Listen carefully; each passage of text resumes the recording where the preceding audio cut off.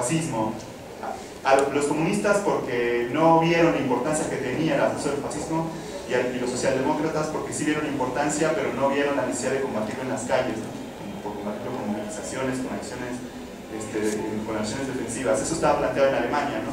Cuando el Reichstag en el año 33 es incendiado y es acusado a los comunistas por su incendio, que permite después que los fascistas aumenten electoralmente y terminen después por hacer que ambos partidos fueran ilegales, de conjunto hay una desmoralización del proletariado a nivel internacional, porque se veía que ni la socialdemocracia ni los comunistas alemanes, que se decía que eran, bueno, para los comunistas alemanes eran la vanguardia de la revolución, porque enfrentaba supuestamente al fascismo, si ellos no pudieron derrotar al fascismo en Alemania, venía un síntoma para que los obreros en otros países se desmoralizaran, porque había algo que era muy importante, ¿no? Cuando los fascistas consiguen la toma del poder y mandan a la clandestinidad a los comunistas y a los socialdemócratas, los obreros en otros países se preguntaban cómo el proletario alemán, que era probablemente el más poderoso de los países occidentales, se preguntaban cómo había sido derrotado por el fascismo, ¿no? Pero no sacaban la conclusión que había sido por la política de las direcciones, ¿no? Entonces, un poco en ese contexto se da, ¿no? En el contexto del advenimiento de la Segunda Guerra Mundial, del ascenso del fascismo también en Italia, de la capitulación de la Unión Soviética con el tratado de Molotov-Ribbentrop, en donde la Unión Soviética decide pactar con la Alemania nazi en un tratado de no intervención militar, lo cual en realidad le daba posibilidad a Alemania de tener mayor tiempo para prepararse militarmente e incursionar en el Cáucaso. Entonces, en ese contexto se da, es decir, el pensamiento de Benjamin o las tesis sobre la historia están en el contexto en el cual el movimiento obrero alemán estaba en peores condiciones y en el cual solo un grupo pequeño de revolucionarios, que era en ese momento el Trotsky y los trotskistas, planteaban una posición distinta con la necesidad de fundar una nueva internacional para combatir esa política de capitulación, pero que eran todavía muy débiles, porque además el movimiento obrero no había sacado esas grandes conclusiones que eran necesarias para combatir el fascismo, ¿no? Se da en el contexto en el cual está el advenimiento de una Segunda Guerra Mundial y además también del racismo xenófobo, del fascismo, ¿no? Que es una maquinaria totalitaria, en donde se ha visto el gobierno más totalitario que ha dado el siglo XX, ¿no? Un gobierno que con la razón xenófoba hacía campos de concentración para meter a los militantes de izquierda, a los militantes comunistas, a los militantes obreros, y construyó el Estado más totalitario que ha dado el siglo XX, ¿no? Cuyo advenimiento o aviso de incendio van a ser las obras de Kafka, las obras de Orwell u otras más, ¿no? Sí. Perdón por la interrupción, pero es que se me hace muy interesante lo de Alemania porque no he tenido acceso a ningún libro, me dio información sobre cómo era la economía nazi. En una ocasión vi uno, pero ya no lo encontré. ¿Tú conoces cómo era la economía durante el régimen de Hitler? La economía... Sí, nazi. ¿Cómo estaban los obreros? Si vivían en peores condiciones, en mejores condiciones, igual. El nazismo es realmente la maquinaria más totalitaria que ha dado el siglo XX, ¿no? Bueno, es la maquinaria totalitaria más totalitaria del siglo XX. Desde el punto de vista de los obreros, fueron ante el fenómeno de crisis. O sea, hay que partir también de que el nazismo es un fenómeno que surge con la crisis económica del 29, ¿no? Desarrolla su mayor impulso en el año 33, en el marco de que había una polarización social de grandes magnitudes, ¿no? O sea, por una parte el Partido Comunista crece, los obreros entran en millones de desocupados, en el marco de que el proletariado de manera más fuerte, ¿no? El surgimiento a que hubiera fenómenos de organización en la base, que eran los comités de fábrica, que eran aparte de los sindicatos, que eran algunos representantes de cada fábrica que se organizaban para poderse organizar aparte del sindicato, que se movilizaban en contra de la carestía y en contra de la crisis.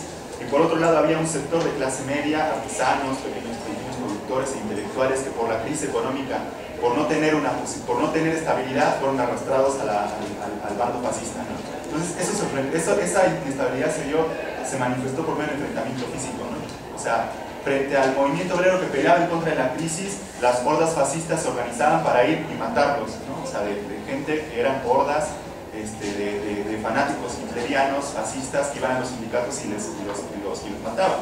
O sea, destruían los locales sindicales, destruían a los consejos de fábrica, destruían a los obreros, ¿no? En ese sentido, en el terreno económico, lo que se puso de lado es que toda la técnica que desarrolló la sociedad capitalista se puso al servicio, en primer lugar, de la guerra, o sea, de la Segunda Guerra Mundial, por la vía de la nacionalización de la industria y todo, pero al servicio de la guerra reaccionaria de colonialismo que después del tratado Ribbentrop y Molotov iba a ser la incursión de la Alemania en el Cáucaso, ¿no? O sea, la economía o sea, los obreros no vivían mejor, vivían peor, pues, o sea, había muchísima represión política, eran aniquilados, sus partidos fueron llevados a la clandestinidad, y desde el punto de vista económico todo el esfuerzo del Estado estaba en las miras de construir un Estado lo suficientemente armado para ir a la guerra, ¿no? Ese era su objetivo. Toda la técnica también estuvo puesta al servicio de los campos de concentración. O sea, Auschwitz es el fenómeno concentracionario más moderno, ¿no? O sea, porque se usa la técnica el uso de la técnica que se hacía para producir autos se usó para producir muertos, ¿no? O sea, que son fenómenos de cómo se usa la técnica capitalista en manos de la burguesía, ¿no? Un poco es más o menos. O sea, en realidad el problema era que no había resolución a la crisis económica, sino más que por medios reaccionarios, por métodos reaccionarios, ¿ves? O sea, por medio de un Estado totalitario, de represión al movimiento obrero y del surgimiento como posibilidad de la guerra colonial, ¿no? Sí. O interimperialista, ¿no? Es que, bueno, es ante la ignorancia de saber cómo se manejaban o cómo vivían los obreros. Pero me refería a si hay fuentes que no sean, por ejemplo, un video donde les dan un discurso y la gente se ve muy bien, sino fuentes fiables en las que puedes decir, bueno, los obreros vivían de tal o cual forma. Eso surge la cuestión porque en la clase pasada donde se dijo que no es determinismo económico, entonces se puede hablar de que el líder del movimiento tiene mucho poder y mucha influencia sobre el camino que va a tomar la revolución o la reforma o como se le quiera llamar, porque, bueno, no es lo mismo de Lenin a Stalin, entonces significa que si cambió tanto, sí importa mucho quién está dirigiendo el movimiento.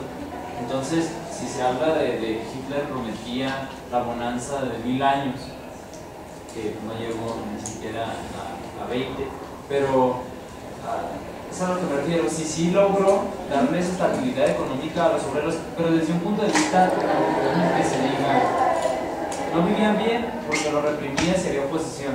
No, porque no es lo que me interesa, sino lo que me interesa es si la gente comía, si la gente tenía acceso a la educación, que básicamente eso es lo que me interesa, porque digo, no estoy a favor de Stalin, pero algunas de las cosas en las que él proponía o hacía era de que, ok, no hay oposición, pero te doy de comer. Entonces, para evitar el decir, no, es que era un represor, que no me interesa, sino la gente comía en Europa, en Alemania nazi, y porque yo no veo solución en el socialismo si se pierden esas bases científicas que se proclaman y no se puede asegurar que realmente va a funcionar el socialismo y que los obreros todo les va a salir bien, porque no depende nada más de que lo quieran. Entonces, esa era mi cuestión. Si no convino que estuviera Hitler en Alemania a que estuviera un dirigente comunista, porque de todos modos dependía de él. Pues mira, o sea, el ascenso del fascismo, la clave central, digamos, es que es una salida reaccionaria a una crisis capitalista, es decir, a la crisis del año 29. Si vivían bien o si no vivían bien, yo creo que la respuesta la encontramos en la guerra. A pocos años del ascenso del fascismo, su objetivo era crear un ejército para conquistar Europa. Y miles de alemanes fueron enviados al frente, justamente para intentar colonizar en primer lugar Francia y después Europa. O sea, y la crisis económica no la podían resolver por medio de mecanismos totalitarios que fueran en bases a la guerra.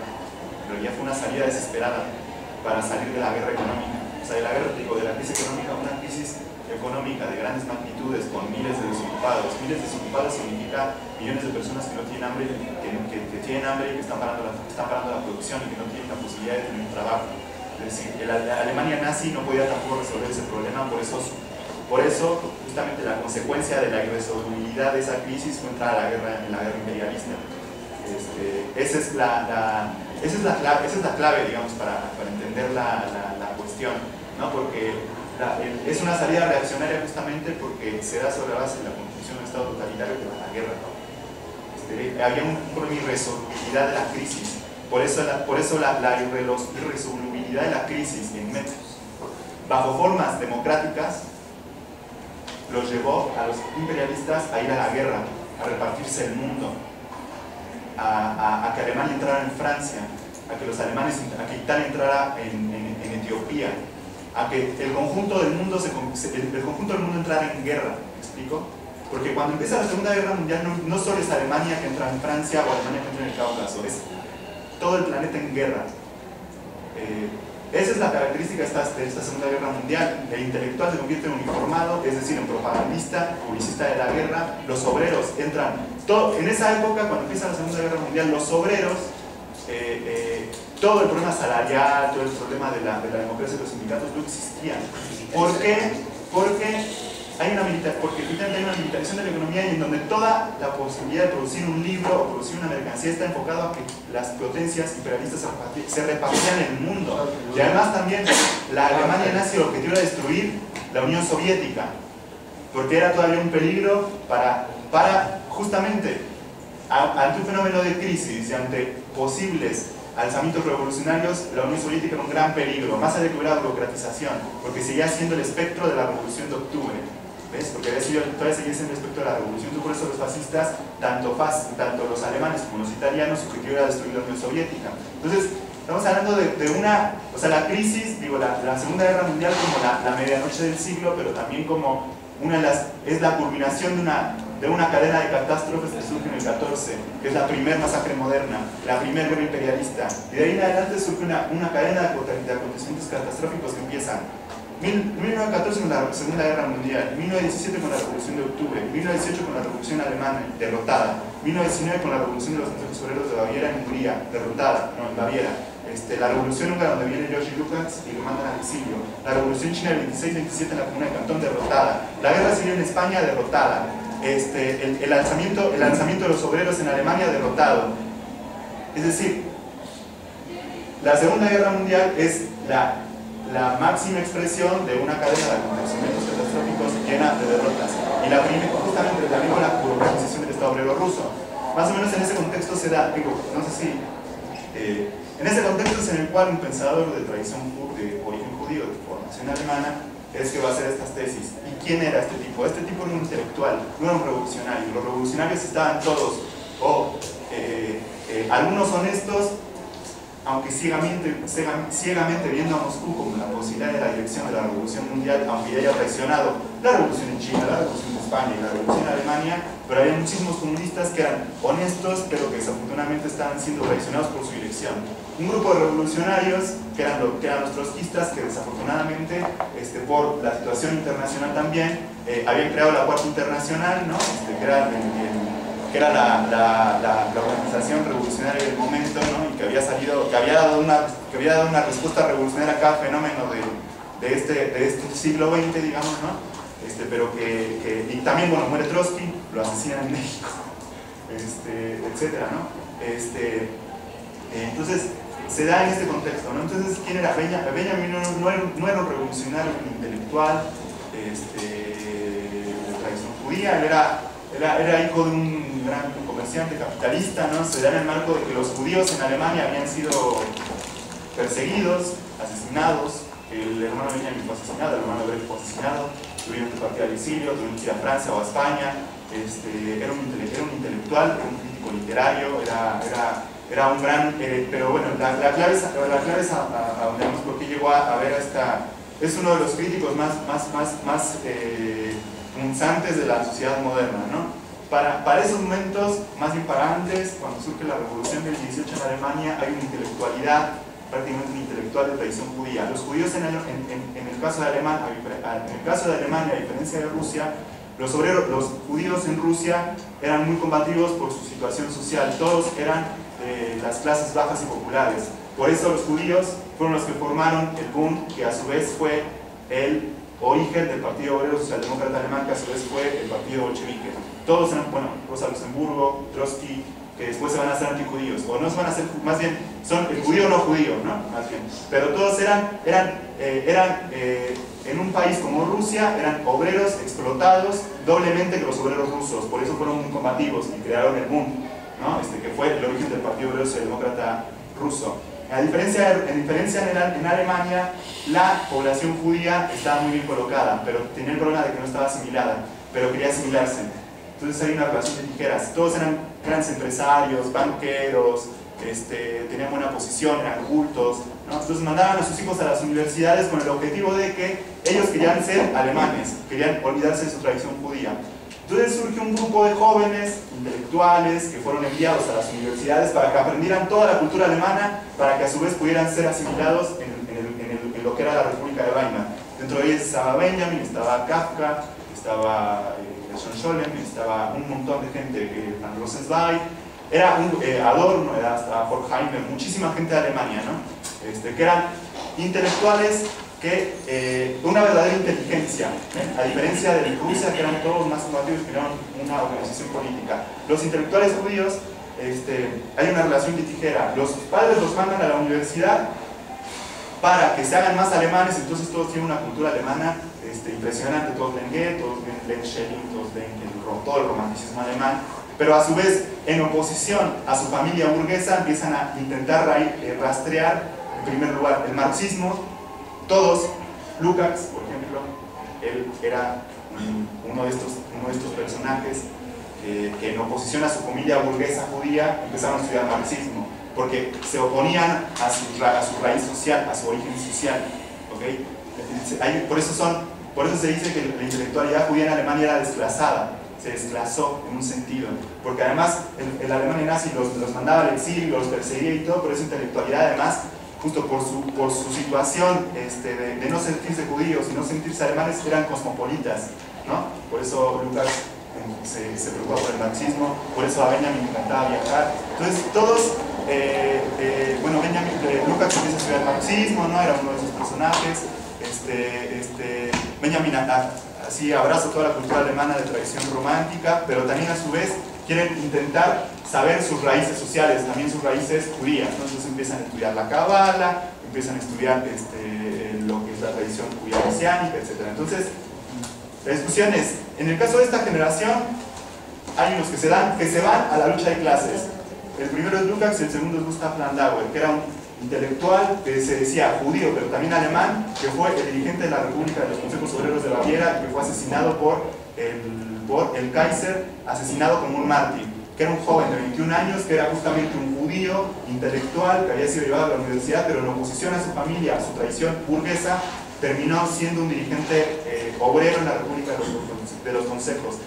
Ese asesinato, por ejemplo, marcó a toda esta generación porque justamente él era también religioso. Pero también era un líder obrero y también era comunista y fue asesinado en la República de los Consejos Obreros de Baviera. Otro sector se hace especialista en la Cábala, el principal exponente de esto es Scholem, pero también había otro que era Frank Rosenzweig, que hizo un tratado que se llamaba La Estrella de la Redención. Y está Benjamin, que está en el cruce de los dos caminos, es decir, que estudiaba la teología pero también era marxista. Entonces, bueno, Benjamin, hay muchas interpretaciones sobre Benjamin, ¿no?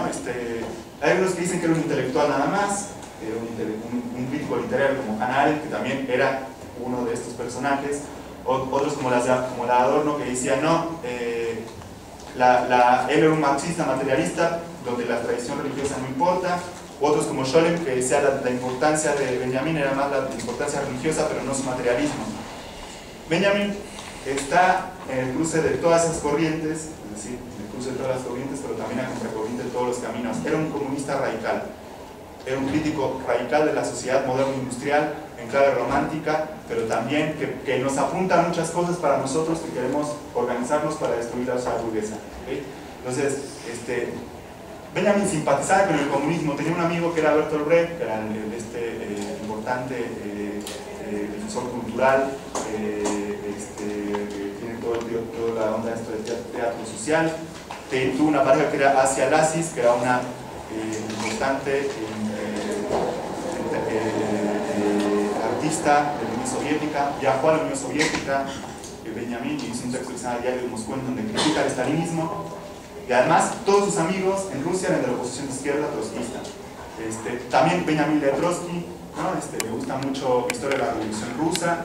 Le da una carta a Brecht. Toda la discusión entre Brecht y Benjamin es sobre el problema de si la Unión Soviética es todavía un país revolucionario, si es un estado obrero, bueno, no sé. Benjamin dice que es un país que efectivamente tiene mucha importancia desde el punto de vista de lo que consiguió, pero es un estado totalitario en donde se destruyó la política porque no es posibilidad de oposición. Entonces Benjamin, cuando va a Rusia, está muy atento a lo que está pasando entre las alas de la Unión Soviética, qué va a pasar con Rusia, etc. Entonces tuvo muchos amigos de la Unión, de la oposición, y cuando lee a Trotsky se fascina, ¿no? Le manda a Brecht un texto, una carta diciéndole: yo leí la historia de la Revolución Rusa y es un monumento, ¿no? a lo que es la historia de la Revolución Rusa, digo, a la historia, a cómo se hace la historia de la Revolución, digamos que es el texto que citaba Pablo.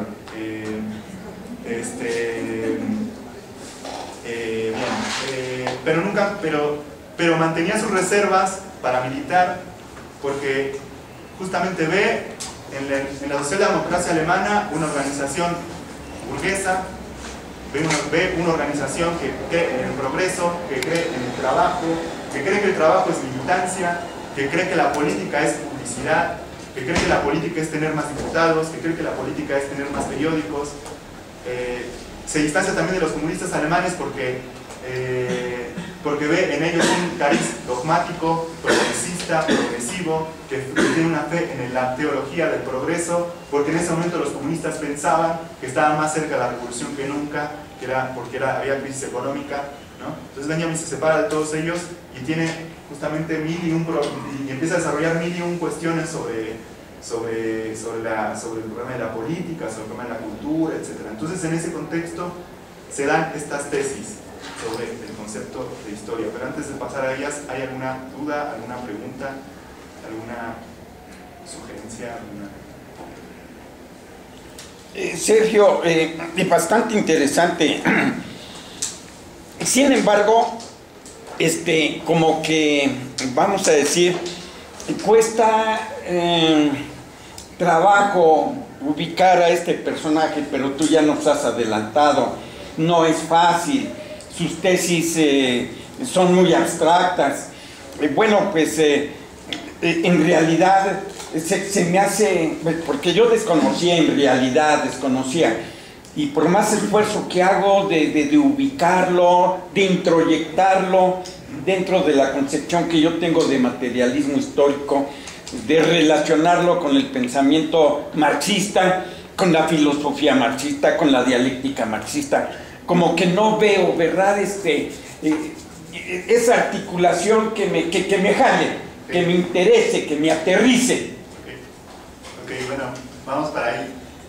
Pues justo es un personaje, es uno de los intelectuales que otro intelectual llamó llamaban marxismo occidental, ¿no? O sea, Perry Anderson define como un marxismo que está dedicado a la estrategia política, ¿no? Está Lenin, Trotsky, Rosa Luxemburgo, y después del ocaso, o sea, cuando comienza la reacción stalinista, la derrota de la revolución en España, etc., surge un grupo de intelectuales que también son marxistas, pero que son llamados de marxismo occidental, es decir, que sus preocupaciones son el arte, la cultura, la teoría del derecho, la teoría del Estado, la filosofía y la historia, ¿no? Donde están. El caso más especial de esa tradición para Perry Anderson es Antonio Gramsci, ¿no? Que era un revolucionario también, que estuvo preso en la cárcel y todo, pero que desarrolló una serie de categorías, de conceptos, de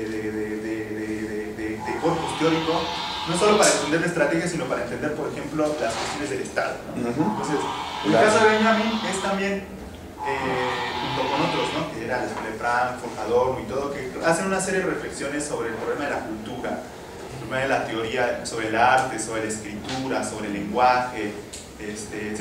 En el caso de Benjamin, con una importancia clave sobre la tradición judía, tradición mesiánica, pero que justamente por su crítica, o sea, que son la importancia, digamos, de Benjamin para los que creemos, los que somos marxistas, digamos, es que al ser un intelectual de tradición judía, que decíamos que era un intelectual judío, que separado de su tradición, de su origen social burgués, ¿no?, critica esa sociedad burguesa desde Alemania, siendo judío, en el marco del ascenso del fascismo, y hace una crítica de la modernidad, o sea, de la sociedad burguesa, muy importante, en contradicción al marxismo de la época, que pensaba, por ejemplo, como decía Pablo, Edward Bernstein, que el futuro o el progreso estaba proyectado de forma teleológica. Por eso es la clave es la ruptura de estas tesis, ¿no? O en concepción, o la concepción stalinista, que decía que estaba garantizada la revolución internacional porque había crisis económica, capitalista, y porque era el inicio, digamos, de la gran victoria de los stalinistas, de la gran victoria del comunismo, ¿no? Por eso es lo que pensaban los stalinistas.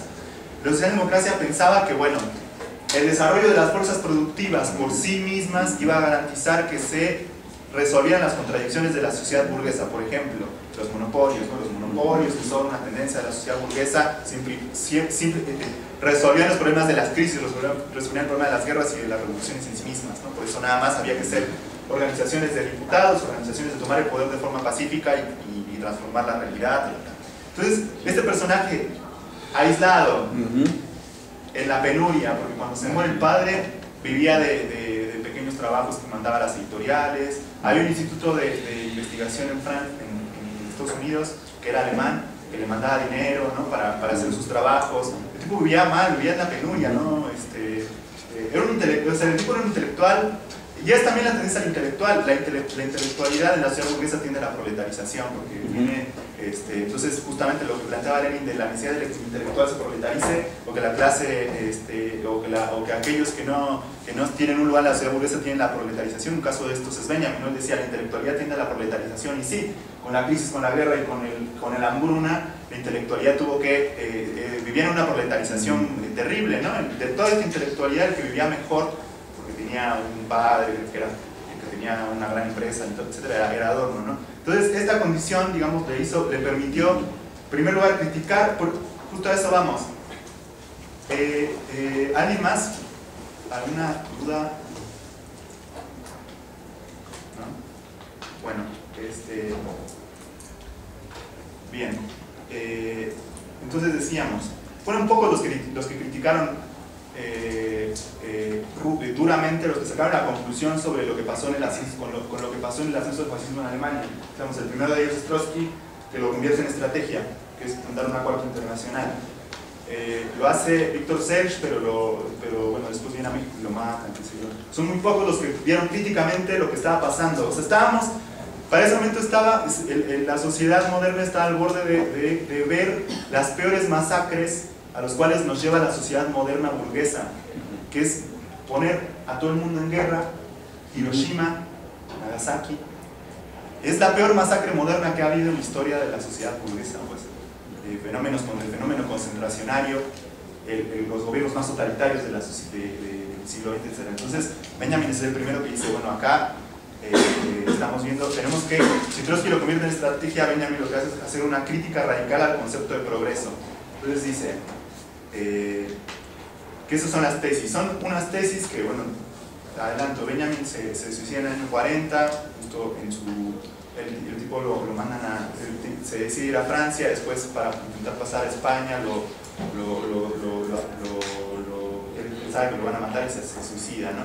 Pero deja estas tesis que se la en la frontera. Cierran la frontera. En la frontera y ahí se suicida, y al día siguiente se abre las fronteras. Una tragedia. Es una tragedia, sí. Pero bueno, escribe estas tesis que son justo la concentración de una serie que no eran publicables, ¿no? O sea, por eso son tan densas, tan críticas, complejas, ¿no? Benjamin no las quería publicar. Se las manda a sus amigos en otros países, se la manda a Hannah Arendt, se la manda a Adorno, se la manda a otros amigos, ¿no?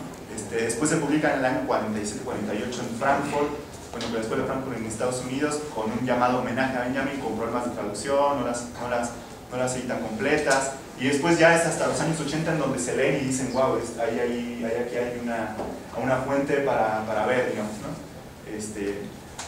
Hay una fuente de un marxismo que empezaba a ver otras cosas, ¿no? Entonces, por eso son complejas. Miren, aquí hay referencias a literatura, a Edgar Allan Poe, hay referencias a socialistas utópicos como Charles Fourier, referencias a otros revolucionarios como Blanqui, hay referencias a la tradición judía mesiánica con Franz Rosenzweig, referencias a la teología sobre conceptos como redención, rememoración. Hay una crítica a la socialdemocracia alemana, hay una crítica al comunismo stalinista, ¿no? Entonces, la clave es pensar un poco como lo planteaba Bolívar, ¿no? En el sentido de que son unas tesis que se publican en el año 40 y que son dejados a los comunistas del futuro, ¿no? Para que nosotros veamos cuáles son lo que nosotros podemos recuperar de ello para organizarnos. Entonces, en ese sentido vamos a aprender un poco de la actualidad. Actualmente estamos en una crisis de grandes dimensiones históricas, como ya hemos reiterado. Hay surgimientos y tendencias al confrontamiento entre las clases, ¿no? En Egipto, cuando le dan el juicio a Mubarak, hay un enfrentamiento entre gente de Mubarak y gente que participó de la revolución, ¿no? Hay un enfrentamiento afuera de donde se hizo el juicio, ¿no? Explosiones, levantamientos como en Túnez, y también fenómenos de derecha como lo fue Noruega, ¿no? Donde un grupo xenófobo le pone una bomba a las juventudes del taoísmo, ¿no? Y estamos viendo un fenómeno parecido a los 30, como pasó cuando tenía la vida Benjamin, o sea, de crisis, de revoluciones y de enfrentamientos entre las potencias, pero todavía no lo vemos hacia una nueva guerra mundial, no se sabe, ¿no? Pero ya hay un enfrentamiento bélico del cual partimos, que es la intervención de la OTAN en Libia, ¿no? O sea, estamos viendo más o menos lo mismo que los 30, pero lentecidamente, ¿no? Más lentamente. No vemos todavía los fenómenos masivos de desocupación y todo, pero en ese sentido es la actualidad, ¿no? La actualidad de este pensamiento. Entonces, yo les voy a leer la tesis 9, que es como el núcleo central de estas tesis, ¿no? Y después las comentamos a ver qué se entiende, ¿no? Entonces, dice, porque acá lo que están en estas tesis son una concepción radical distinta de la historia. Y una concepción de la historia tiene importancia para el presente, para la concepción de la política, y la importancia que tiene para la política tiene importancia para la organización, o cómo organizarnos, para qué nos organizamos, para qué sentido tiene organizarse, digamos, ¿no? Pero digo, esa es la lectura que hacemos nosotros, digamos, ¿no? Entonces son reflexiones sobre la historia que tienen importancia política y que a la vez nosotros tiene que tener un correlato en la organización, ¿ok? Esa es un poco la idea. Esa es un poco la clave de nuestra lectura, ¿no? Porque hay muchas lecturas, sí, hay muchas lecturas. Nosotros vamos a hacer una lectura modesta, pero nosotros queremos convencerlos de organizarnos, digamos, de organizarnos para luchar. Esa es un poco la idea, ¿no? Hay un cuadro de Klee que se titula Ángelos Novus. Se ve en él un ángel, al parecer en el momento de alejarse de algo sobre lo cual clava la mirada. Tiene los ojos desorbitados, la boca abierta y las alas tendidas. El ángel de la historia debe tener ese aspecto. Su rostro está vuelto hacia el pasado. En lo que para nosotros aparece como una cadena de acontecimientos, él ve una catástrofe única, que arroja a sus pies una ruina sobre ruina, amontonándolas sin cesar. El ángel quisiera detenerse, despertar a los muertos y recomponer lo destruido. Pero un huracán sopla desde el paraíso y se arremolina en sus alas, y es tan fuerte que el ángel ya no puede plegarlas. Este huracán lo arrastra irresistiblemente hacia el futuro, al cual vuelve las espaldas, mientras el cúmulo de ruinas crece ante él hasta el cielo. Este huracán es lo que nosotros llamamos progreso. ¿Qué les parece? ¿Qué les parece?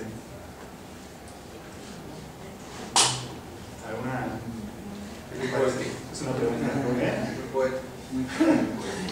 Muy metafórico. Okay. ¿Hay más? Pero que sabe a dónde quiere ir. El progreso. Sí. ¿A dónde se deja? Pues es una crítica ácida al capitalismo y a la modernidad, y que es completamente vigente, porque en estos momentos, bueno, no solamente desde ahorita, ya desde hace rato con la caída del muro y todo el rollo de Fukuyama, ¿no? De que ya el fin de la historia, Y uno dice, bueno, a mí me encanta Hinkelamer en ese sentido, ¿no? Que dice, lo que hoy nos dicen que es posmodernidad no es más que la modernidad llevada al extremo. Yo creo que critica la antigua noción que se tenía de que el progreso iba siempre hacia adelante, y al contrario lo que dice es que ese huracán, que es el progreso, está avanzando hacia a llevar a la humanidad hacia los escombros, ¿no? Ok. ¿En qué se funda la idea de la ilustración? En el año 1789, cuando la burguesía de capital, Luis XIV, se funda la guillotina, se funda la guillotina y surge digamos, la consumación política de la sociedad burguesa. Es la idea del progreso, que con la liberación de la ciencia, la técnica, la producción, es decir, si el hombre domina la producción, si el hombre domina la ciencia, si el hombre domina el poder, si el hombre domina la razón, si el hombre destruye la monarquía, vamos a llegar a un reino de la libertad, de la igualdad, de la fraternidad, que se llama progreso. Lo que está criticando Benjamin es justamente esta visión lineal de que la sociedad se dirige a un lugar en donde los problemas de la sociedad se resuelvan. El problema es que lo que está criticando Benjamin es que entonces por eso Benjamin dice, está en la historia y está viendo hacia atrás, y lo que la sociedad burguesa decía que era progreso en realidad es ruina sobre ruina. Y ruina sobre ruina significa que la historia no es automática, que se dirige hacia adelante, ¿no? hacia algo mejor, sino lo que Benjamin está diciendo, que Benjamin está hablando de ruinas. Y lo que decíamos del siglo XX es que estamos viendo derrota tras derrota. La derrota, el asunto del fascismo es solo la consumación de una derrota, que son derrotas pasadas. Todas las revoluciones fueron derrotadas. ¿Por qué fueron derrotadas? Ahora vamos a eso. Todas fueron derrotadas. No sé, hubo revolución, la mayor revolución que fue, bueno, una de las más importantes fue la revolución en España. La tendencia iba a la revolución y fue derrotada. No había dirección, y aunque no había dirección, los obreros solitos, sin que hubiera dirección, tomaron las fábricas en Cataluña, ¿no? Pero fue derrotada. Es decir, lo que dice Benjamin es que está viendo el pasado y está viendo ruina sobre ruina. La sociedad moderna del siglo XX es, que decíamos nosotros, esta es la interpretación de Sotraverso, que es un intelectual. 1914 es el inicio de las grandes masacres del siglo XX, cuya consumación es en los años 40 con la Segunda Guerra Mundial. Entonces lo que está viendo Benjamin es que la historia, eso de lo cual la burguesía llama progreso, en donde se funda su proyecto, donde se funda su proyecto civilizatorio, en realidad su proyecto civilizatorio no es más que catástrofe, no es más que barbarie, no es más que ruina sobre ruina. Y el ángel de la historia ve hacia el pasado y quiere desplegar sus alas, pero no puede porque el progreso lo está llevando todavía a más ruina. Benjamin no ve lo que es Auschwitz, pero en última instancia ya lo está prefigurando, si quieren, proféticamente, ¿no? O la Segunda Guerra Mundial, ¿no? Entonces, esta tesis es como el núcleo duro de la concepción de la historia. Para los comunistas de la época, para los stalinistas, la revolución estaba casi garantizada. Para los stalinistas el asunto del fascismo era un fenómeno que no era importante. Para ellos, incluso cuando el fascismo logra acceder al poder, los stalinistas cuando van a Rusia, ya cuando habían sido todos derrotados y mandados a la clandestinidad, el dirigente que era Otto, no me acuerdo ahora, les decía al Buró de la Tercera Internacional que no importaba, que era un fenómeno transitorio, pero que en 2 o 3 años el fascismo iba a debilitarse, iba a caer y ellos iban a volver a poder regresar al tomar el poder. La socialdemocracia alemana era tan ingenua que no se enfrentaba militarmente contra el fascismo, etc. Lo que quiero decir es que para el marxismo de la época, para Eduard Bernstein, para los stalinistas, no Trotsky, ojo, es lo que plantea Pablo, hay una concepción de que la historia tenía una dirección y que iba a ser progreso, ¿no? Y esta crítica de la historia va a tener implicaciones políticas. Entonces, la primera crítica, que es la tesis 11, va a tener un importante, la tesis 10, esta es la crítica de los comunistas, es decir, que los comunistas hayan tenido esta concepción de la historia hizo que si la modernidad se dirige hacia la catástrofe, hacia la guerra, hacia la barbarie, hacia el fuego y a la sangre, que los comunistas tuvieran esta misma concepción de la historia, dice Benjamin, fue una complicidad, y por eso el rol de las direcciones, ¿no? Fue una complicidad para que efectivamente se llevara hacia allá, ¿no? Entonces la tesis es esta, y aquí hay una crítica política de Benjamin, ¿no? que sí es política, pues. Esta concepción de la historia tiene implicaciones políticas, ¿okay? Dice, en un momento en que los políticos, en quienes los adversarios del fascismo habían puesto su esperanza, yacen por tierra y refuerzan su derrota con la traición a su propia causa. Esta reflexión se propone desatar al que vive en el mundo de la política de las redes en que ellos lo han envuelto. Ella parte de la consideración de que la fe ciega de esos políticos en el progreso, la confianza en su base de masas, entre comillas, y por último, su servil inserción en un aparato incontrolable no ha sido más que tres aspectos de la misma cosa. Es una reflexión que procura dar una idea respecto de lo caro que le cuesta a nuestro pensamiento habitual una representación de la historia que evite toda complicidad con aquellos a los que esos políticos siguen aferrados. Y después es cuando dice que lo peor que corrompió al movimiento obrero alemán es pensar que nadaba con la corriente. Los socialdemócratas alemanes organizaron un partido de masas cuya concepción de historia hizo que los obreros, en vez de pensar que se dirigían a un periodo de crisis, de guerras, de revoluciones, es pensar que los obreros lo único que tenían que hacer era trabajar, pasar un periódico, era votar a los parlamentarios socialdemócratas. Es decir, la socialdemocracia alemana, por su concepción de progreso, preparó a los obreros alemanes a un periodo en el cual supuestamente no iba a haber crisis, no iba a haber revolución, La militancia política para la socialdemocracia alemana era justamente eso, era votar, era confiar en que sus representantes en el Parlamento iban a defender sus intereses, en que solamente con tener más parlamentos iban a poder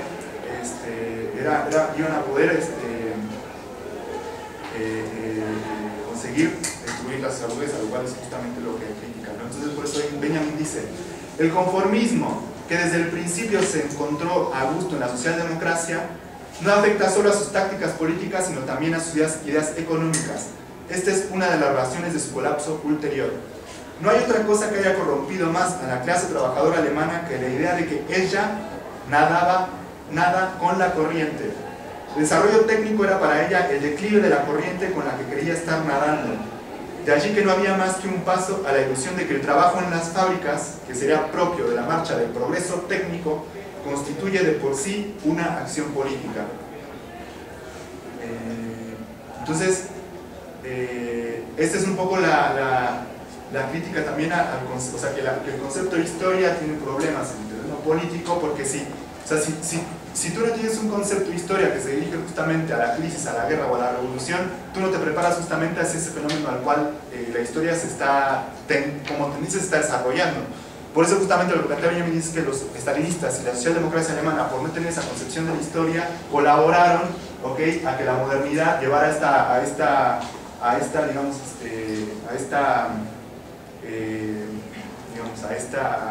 lo que iba a ser la Segunda Guerra Mundial, ¿no? Antes de eso, bueno, ¿hay una duda? Sí. Bueno, mi nombre es Eduardo, soy estudiante de esta facultad, soy miembro del grupo internacionalista. Me parece muy importante lo que dice el compañero respecto a rescatar el análisis de Walter Benjamin. Más adelante, después de la definición del ángel de la historia, él dirá que lo que hace falta es jalar la palanca de emergencia. Sí, eso íbamos. Como una suerte de solución ante la guerra de clases en otro nivel. Sin embargo, quiero hacer una fe de ratas al análisis histórico del ascenso del nacionalsocialismo que habías dado. Me parece que la pregunta fundamental sería: ¿a partir de qué acontecimiento histórico da origen el nacionalsocialismo? Es posterior al pago de las deudas de la guerra impuesta por el imperialismo, es decir, cuando es derrotada Alemania junto con Italia y Japón, el imperialismo norteamericano junto con el inglés y el francés le imponen unas altísimas cuotas que durante los próximos 25 años los hacen pagar y prácticamente desarticulan la industria nacional, lo cual lleva a la ideología del nacionalsocialismo para la burguesía en Alemania a tener un estado militar y policíaco, al grado de que en la fábrica no podría haber una discusión si no es que estuviera contenida por la socialdemocracia y llevada prácticamente a las derrotas. Hemos visto experiencias, como ya lo había dicho Sergio, derrota tras derrota, que en Alemania había dirigido la socialdemocracia, en España un puñado de anarquistas y republicanos, y en China, por ejemplo, la burocracia stalinista, al no llevar a la toma del poder a los chinos en el 25 al 27. Ahí es donde se muestra cómo la clase obrera estaba dispuesta a pelear hasta las últimas por instaurar un gobierno obrero y campesino. Walter Benjamin es hoy utilizado por mucha verborrea izquierdista, como Bolívar Echeverría, quien no es más ni menos que el instructor de economía y de filosofía de los priistas de los años 70 y 80, de hecho el coordinador de historia tomó clase con él. Entonces Walter Benjamin es peligroso. ¿Por qué? Porque ante el ascenso de gobiernos militares y policíacos, como en Alemania en la década de los 20, hoy en México, Estados Unidos, Argentina, Chile y muchos otros países como Grecia, un ascenso policíaco, la juventud se encuentra prácticamente bajo una suerte de personalidad fatalista ante una inconmensurable solución a esta crisis económica y a esta modernidad capitalista de la burguesía. Walter Benjamin toma el camino de la academia burguesa, el camino de la crítica literaria, y en su camino se topa con Marx, y prácticamente lo que lo hace aceptar el análisis de Marx es la dialéctica y su raíz filosófica, que es Hegel. Si uno revisa un poco más con detenimiento, la definición de la historia de Walter Benjamin es idealista. Él critica a la modernidad y no la pone sobre bases sólidas como lo explicaba Lenin. Sí, claro, la modernidad, pero ¿qué modernidad? La modernidad capitalista. Evidentemente, si la Unión Soviética y el joven Estado obrero no hubiera llevado esta modernidad industrial, no hubiera podido enfrentar a 14 ejércitos imperialistas en 1919-21 y no hubiera podido enfrentar el ataque del fascismo en la Segunda Guerra Mundial, lo cual hubiera llevado no solamente a una mortalidad de la modernidad, sino a la instauración del nacionalsocialismo en la Unión Soviética y la extensión del imperialismo a esta gran extensión que había conquistado la clase obrera para sí. Quiero terminar explicando que Walter Benjamin, como, ¿qué podríamos decir?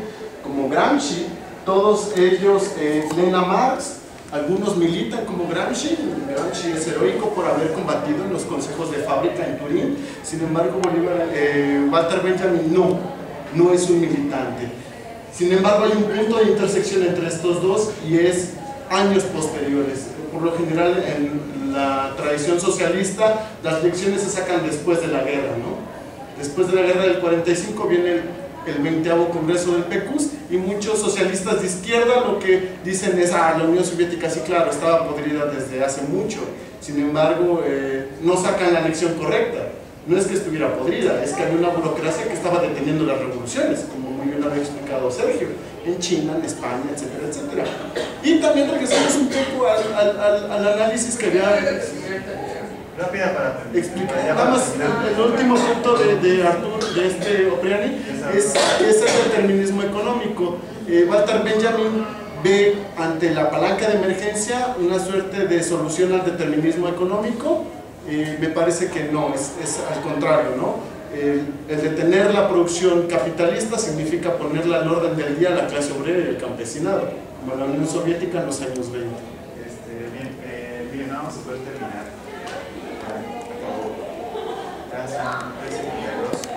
Entonces, bien, ahí está el correo electrónico para que se manden su mail, para que recibimos la bibliografía. Todo lo que el señor Castillo sobre la historia.